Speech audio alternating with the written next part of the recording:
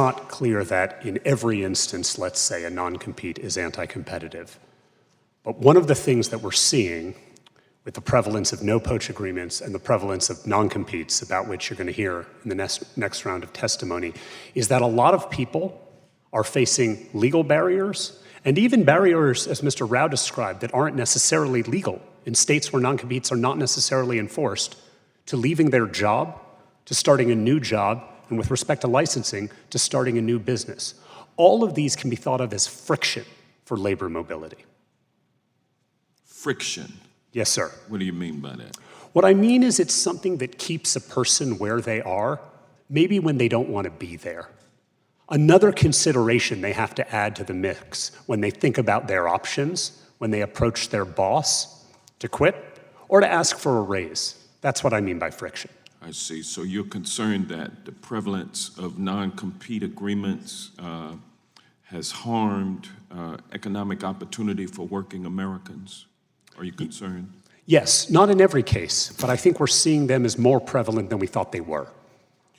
In his written testimony, Professor Topol suggests that restrictions on non-compete agreements would be, quote, a dangerous law that would prohibit a widely used business practice, a practice used even in situations where the employer could not have substantive monopsony power, end quote. What is your response to that quote? Well, I think there's some truth to that. I think, as with all kinds of policy, what you want to look at is, in terms of the thing you're looking at, how is it operating in the market, right? When you talk about a blanket ban, that isn't necessarily reflective of what the state of play is. One of the things we see in the research, for instance, is that the effects for workers, where a non-compete is made apparent to them, where it's negotiated, where there's consideration for it, the effects are better. So maybe that's an area you want to protect. We also see that there may be different justifications depending on whether someone is high wage or low wage. Those are all kinds of nuances that federal policy ought to have in mind. So you do see a federal need, you do see a need for federal legislation to address some of the ills of non-compete agreements and the impact on workers. What I said in my testimony is that we're convening a workshop to look at this question. And I think it's a little too early to answer that particular question on the need for federal legislation.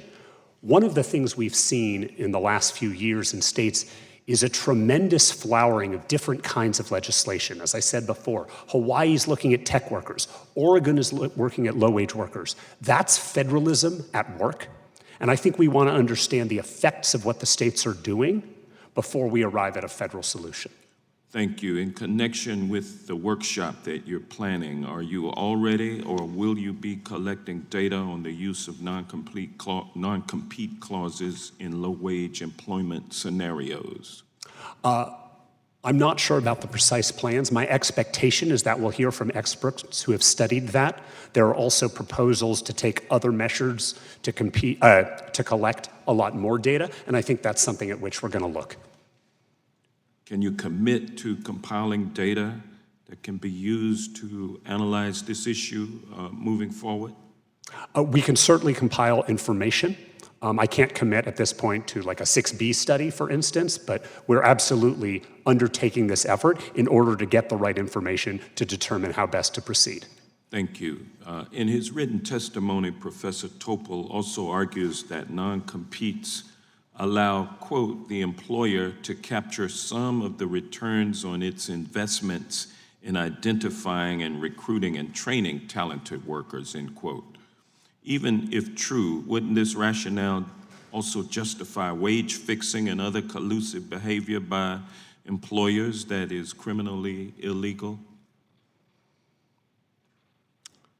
I hope nothing would justify wage fixing or any criminal behavior.